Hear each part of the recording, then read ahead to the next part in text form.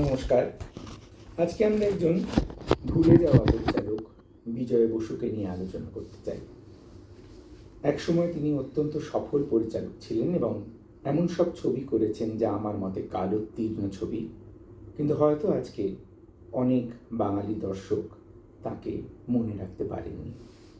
সহকারী পরিচালক হিসেবে জীবন শুরু করেন উত্তম কুমার সুচিত্রা সেন জুটির দুটি প্রথম দিকের ছবি সদানন্দের মেলা এবং ওরা থাকে ওধারে দিয়ে। এছাড়াও হরিশচন্দ্র ছবির তিনি সহকারী পরিচালক ছিলেন। সম্ভবত তার প্রথম একক প্রয়াস ভগিনী নিবেদিতা 1962 সালে। অরুন্ধতী দেবীর অসাধারণ অভিনয়ে সমৃদ্ধ এই ছবি সকলের দেখা প্রয়োজন সেই যুগটিকে জানার জন্য এবং ভারতের জীবনে, ভারতবাসীর জীবনে, ভারতের সংস্কৃতির জীবনে, ভারতের রাজনৈতিক এবং ধর্মীয় জীবনে ভগিনী নিবেদিতার যে কন্ট্রিবিউশন সেটা জানার জন্য। এরপরে 1965 সালে তার বিখ্যাত ছবি রাজা রামমোহন। এই ছবিতে রাজা রামমোহনের ভূমিকায় বসন্ত চৌধুরী সম্ভবত তার জীবনের অন্যতম শ্রেষ্ঠ অভিনয় করেছেন। সঙ্গে তার স্ত্রীর ভূমিকায় বাসবী নন্দী, মায়ের ভূমিকায় ছায়াদেবী প্রত্যেকে অসাধারণ চিত্রণ করেছেন এবং আবারও ভারত পথিক রামমোহনের জীবনকে কিভাবে তুলে ধরা যায় সীমিত প্রয়াসে, সীমিত অর্থের সাহায্যে। তখনকার বাংলা ছবির যেটা বৈশিষ্ট্য ছিল, অসাধারণ চিত্রণ, অসাধারণ চলচ্চিত্রায়ন, অসাধারণ অভিনয়, অসাধারণ চিত্রনাট্য সংলাপ দিয়ে তিনি সেটি করে দেখিয়েছেন। এরপরে যে ছবি তিনি নির্মাণ করেন সেটি আরও একটি বিখ্যাত ছবি, তারাশঙ্কর বন্দ্যোপাধ্যায়ের আরোগ্য নিকেতন।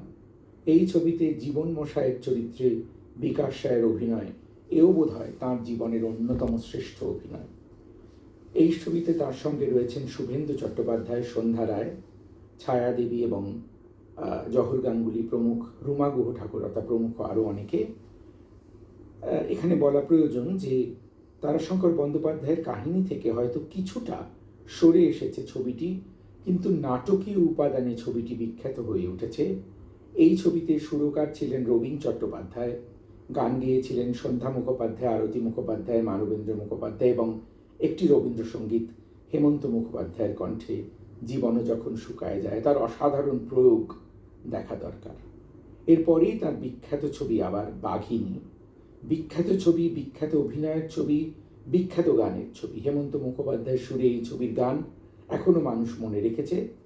প্রধান দুটি চরিত্রে রয়েছেন সন্ধ্যা রায় এবং সৌমিত্র চট্টোপাধ্যায়, এছাড়াও বিকাশ রায়, রুমা গুহ ঠাকুরতা আরও অনেকে রয়েছেন।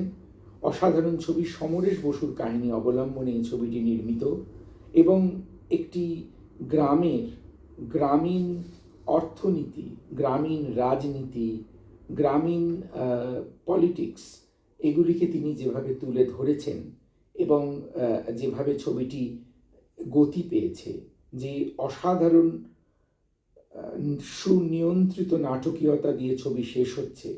বলা বাহুল্য এই ছবিতে ভানু বন্দ্যোপাধ্যায় এবং রবি ঘোষ দুজনে দুটি অসাধারণ খল চরিত্রে প্রায় বলা যায় অভিনয় করেছেন, মনে রাখার মতো। 1971 সাল, এই সালে তিনি দুটি বিখ্যাত ছবি কম আগে পরে নির্মিত হয়েছে। একটি হলো সুচিত্রা সেনের জীবনের অন্যতম সব থেকে সফল ছবি, যদি বলা যায় সুচিত্রা সেনের সব থেকে সফল ছবি তিনটি। একটি সাগরিকা, যেটি উত্তম কুমারের সাথে মিলে তিনি করেছেন। একটি দত্তা, অজয় করের পরিচালনায় সৌমিত্র চট্টোপাধ্যায়ের সঙ্গে এবং একক অভিনয় তাঁর নবরাগ ছবিতে। একটু আধুনিক ধরনের ছবি এবং সেই ছবিটি উৎপল দত্ত এবং সুচিত্রা সেন ছিলেন। এই ছবির গানও বিখ্যাত, নচিকেতা ঘোষের সুরে আশা ভোঁসলে এবং আরতি মুখোপাধ্যায় গেয়েছেন। অসাধারণ সেই ছবি, অসাধারণ সেখানে সুচিত্রা সেনের অভিনয়। সঙ্গে রয়েছেন তার পুত্রের ভূমিকায় পার্থ মুখোপাধ্যায়। একটি নির্যাতিতা মহিলার জীবনের যে করুণ আরতি, তার করুণ যে জীবন, তাকে অত্যন্ত সুনিয়ন্ত্রিতভাবে তুলে ধরেছেন বিজয় বসু। এরপরেই তার আরেকটি বিখ্যাত ছবি প্রতিভা বসুর কাহিনী অবলম্বনে নবরাগ, উত্তম কুমার সুচিত্রা সেন এই জুটির ছবি এবং আরও একটি চমৎকার ছবি, এবং সেই সময়কার রাজনীতি 1971 সাল, অর্থাৎ তখন বাংলার রাজনীতিতে যে ধর্মঘট, যে প্রতিবাদ, যে ট্রেড ইউনিয়নিজম, এবং তার প্রেক্ষিতে একটি একটি পরিবার এবং একটি পরিবারের মধ্যে মা কিভাবে তার সন্তানকে বড় করে তুলতে চাইছেন তার একটি অসাধারণ প্রতিবেদন দেখতে পাওয়া যায়। এরপরের ছবি করলেন 1974 সালে আরোর ঠিকানা। উত্তম কুমার রয়েছেন, অনিল চট্টোপাধ্যায় রয়েছেন, এবং নায়িকার ভূমিকায় এলেন অপর্ণা সেন। আবার একটি চমৎকার ছবি আলোর ঠিকানা। এই সব ছবিগুলি কিন্তু রয়েছে ইউটিউবে, আপনারা দেখতে পারেন। আলোর ঠিকানায় অসাধারণ একটা অংশ আছে যেখানে অসাধারণ সুন্দর নায়ক নায়িকার দুজনের মিলিত অভিনয়, এবং তারপরে ছবিটি কিভাবে পরিবর্তিত হচ্ছে। ছবিটি আদতে শুরু হচ্ছে খানিকটা যেন কমেডি ঢঙে, আস্তে আস্তে ছবিটিকে কোন উচ্চতায় নিয়ে যাচ্ছেন বিজয় বসু সেটি দেখা দরকার। আবারও সুরকার নচিকেতা ঘোষ, গানে আছেন মান্না দে এবং আরতি মুখোপাধ্যায় এবং আশা ভোসলে। এরপরে বেশ খানিকটা সময় তার কি ছবি আমি জানতে পারিনি, আমি পাইনি। খনা বরাহ ছবি করেছেন 1981-তে, আবার উত্তম কুমার, রুমা গুহ ঠাকুরতা, সন্ধ্যা রায়, সন্তু মুখোপাধ্যায়। খনা এবং বরাহ মিহির তাঁদের জীবন নিয়ে ছবি, প্রশংসিত ছবি, দেখতে পারেন। আশাপূর্ণা দেবীর কাহিনী নিয়ে অসাধারণ একটি ছবি করেন 1981 সালে। আশাপূর্ণা দেবীর যে ত্রয়ী গল্প, অর্থাৎ প্রথম প্রতিশ্রুতি, সুবর্ণলতা এবং বকুল কথা, সুবর্ণলতা অংশটি নিয়ে মাধবী চিত্রমের নিবেদন সম্ভবত, অর্থাৎ মাধবী মুখোপাধ্যায়ের নিবেদন ছবিটি। প্রধান ভূমিকায় মাধবী মুখোপাধ্যায় রয়েছেন, সঙ্গে নির্মল কুমার, মহুয়া রায়চৌধুরী, ভানু বন্দ্যোপাধ্যায়, ছায়াদেবী প্রমুখ। এটি একটি অসাধারণ ছবি, এবং নারী স্বাধীনতা নিয়ে, নারীবাদী ছবির কথা আমরা এখন অনেক বলি, দেখা দরকার সুবর্ণলতা সেই সময় কি অসাধারণ ছবি তৈরি করেছিল। দাদার কীর্তি ছবি করেন তাপস পাল, তরুণ মজুমদারের পরিচালনায়। তারপর তিনি সেভাবে ছবি পাচ্ছিলেন না।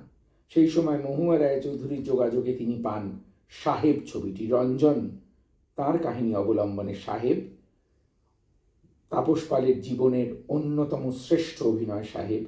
একটি ছেলে, এতে তার সংসারকে বাঁচাতে, একটি ছেলে যে খেলাধুলো ভালোবাসে, খেলাধুলো করে, সে তার সংসারকে বাঁচাতে তার একটি কিডনি দিয়ে দিচ্ছে, এই গল্প। সঙ্গে উৎপল দত্ত, অসাধারণ অভিনয়, মাধবী মুখোপাধ্যায়, উৎপল দত্ত, মহুয়া রায়চৌধুরী এবং আরও অনেকে। সাহেব ছবিটি অবশ্যই সবার দেখা উচিত। কি উচ্চতায় 1981 সালেও বাংলা ছবি ছিল, সবে উত্তম কুমার চলে গেছেন বাংলা ছবির মঞ্চ থেকে, তখনও কিন্তু বাংলা ছবি কি উচ্চতায় নির্মিত হচ্ছে। এরপরের ছবি মাটির স্বর্গ, 1982 সালে নির্মাণ করেন মাটির স্বর্গ। মূল কাহিনী ছিল বিভূতিভূষণ মুখোপাধ্যায়ের স্বর্গাদপি গরীয়সী। এই ছবিতে সৌমিত্র চট্টোপাধ্যায় ছিলেন, লিলি চক্রবর্তী, কালী বন্দ্যোপাধ্যায়, মাধবী মুখোপাধ্যায় প্রমুখ, উৎপল দত্ত ছিলেন।